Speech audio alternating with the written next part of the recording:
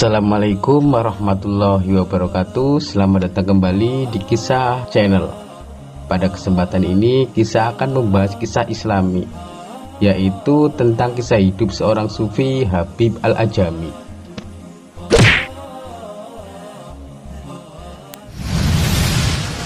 Habib bin Muhammad Al-Ajami Al-Basri adalah orang Persia yang menetap di Basroh, seorang ahli hadis terkenal yang merawikan hadis-hadis dari Hasan Al-Basri, Ibnu Sirin, dan tokoh-tokoh terpercaya lainnya.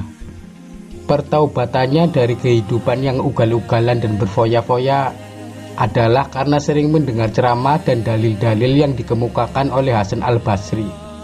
Habib Al-Ajami sering mengikuti pengajaran-pengajaran yang disampaikan oleh Hasan, sehingga akhirnya ia menjadi salah seorang sahabat beliau yang paling akrab.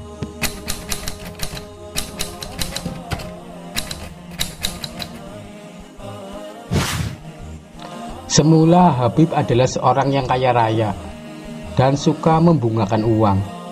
Ia tinggal di kota Basroh dan setiap hari berkeliling kota untuk menagih hutang piutangnya.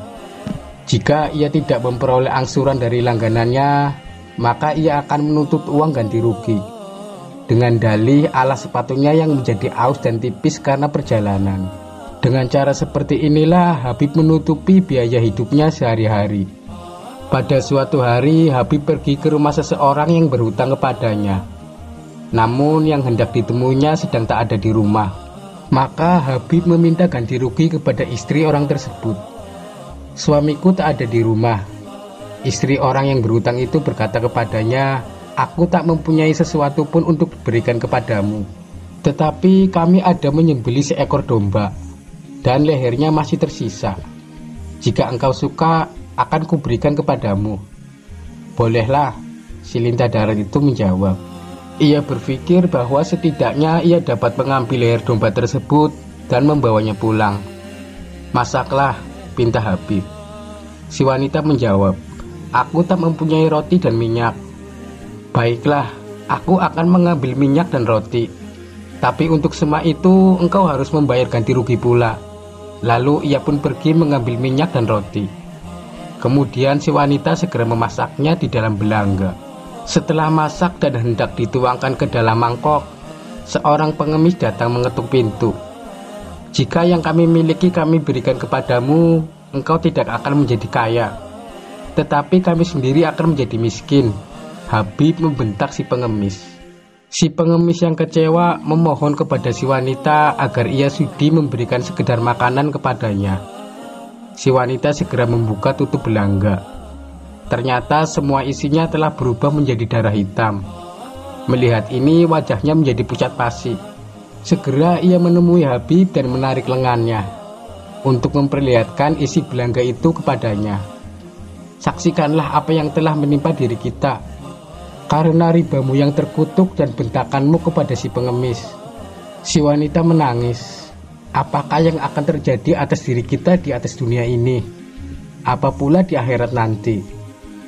Melihat kejadian ini, dada Habib terbakar oleh api penyesalan. Penyesalan yang tidak akan pernah mereda seumur hidupnya. "Wahai wanita, aku menyesali segala perbuatan yang telah kulakukan." Keesokan harinya, Habib berangkat untuk menemui orang-orang yang berhutang kepadanya. Kebetulan sekali hari itu adalah hari Jumat dan anak-anak bermain di jalanan. Ketika melihat Habib, mereka berteriak, "Lihatlah Habib, si lintah darat sedang menuju ke sini. Ayo kita lari.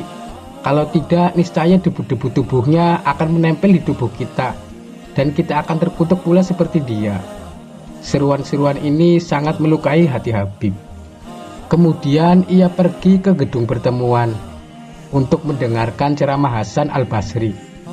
Dan di sana terdengar olehnya ucapan-ucapan yang bagaikan menusuk-nusuk jantungnya, sehingga akhirnya ia jatuh terkulai.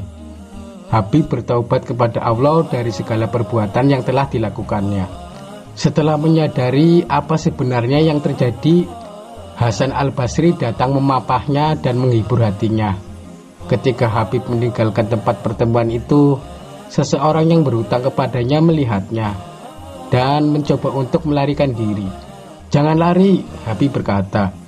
"Di waktu yang sudah-sudah, engkaulah yang menghindari diriku. Tetapi sejak saat ini, akulah yang harus menghindari dirimu." Habib meneruskan perjalanannya.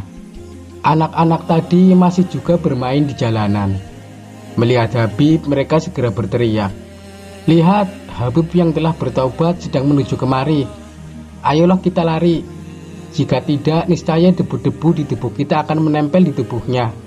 Sedangkan kita adalah orang-orang yang telah berdosa kepada Allah." "Ya Allah, ya Tuhanku," seru Habib, "baru saja aku membuat perdamaian denganmu. Maka engkau telah menabuh genderang-genderang di dalam hati manusia untuk diriku, dan telah mengumandangkan namaku di dalam keharuman."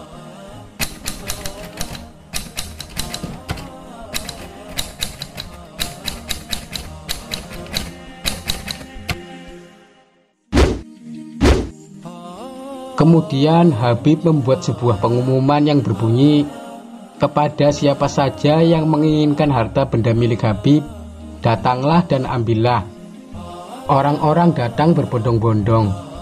Habib memberikan segala harta kekayaannya kepada mereka, dan akhirnya ia tak mempunyai sesuatu apapun. Namun masih ada seseorang yang datang untuk meminta. Kepada orang ini Habib memberikan cadar istrinya sendiri. Kemudian datang pula seorang lagi, dan kepadanya Habib memberikan pakaian yang sedang dikenakannya, sehingga tubuhnya terbuka, dan ia lalu pergi menyepi ke sebuah tempat di pinggir sungai Efrat, dan di sana ia membaktikan diri untuk beribadah kepada Allah. Siang malam ia belajar di bawah bimbingan Hasan al-Basri. Namun betapapun juga ia tidak dapat menghafal Al-Quran. Dan karena itulah ia dijuluki Habib al-Ajami, atau Habib si orang barbar.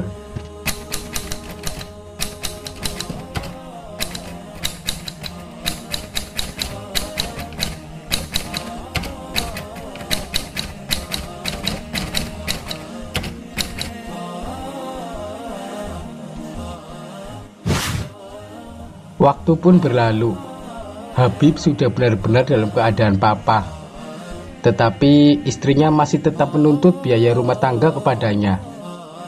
Maka pergilah Habib meninggalkan rumahnya menuju tempat uslahnya untuk melakukan kebaktian kepada Allah. Dan apabila malam dia baru pulang.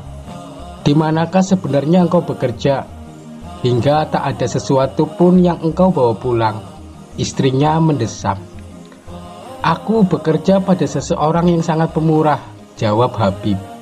Sedemikian pemurahnya ia sehingga aku malu meminta sesuatu kepadanya. Jika sudah saatnya nanti gajian, pasti ia akan memberi. Karena seperti katanya sendiri, 10 hari sekali aku akan membayar upahmu. Demikianlah setiap hari Habib pergi ke tempat uslahnya untuk beribadah kepada Allah. Pada waktu sholat zuhur di hari yang ke-10, sebuah pikiran mengusik batinnya. Apakah yang harus kubawa pulang malam nanti? Apakah yang harus kukatakan kepada istriku? Lama ia termenung di dalam perenungannya itu.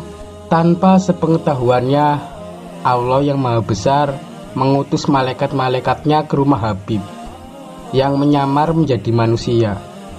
Yang seorang membawa gandum sepemikulan keledai, yang lain membawa seekor domba yang telah dikuliti, dan yang terakhir membawa minyak, madu, rempah-rempah, dan bumbu-bumbu. Semua itu mereka pikul disertai seorang pemuda yang gagah yang membawa sebuah kantong berisi 300 dirham perak. Sesampainya di rumah Habib, si pemuda mengetuk pintu. "Apakah maksud kalian datang kemari?" tanya istri Habib setelah membukakan pintu.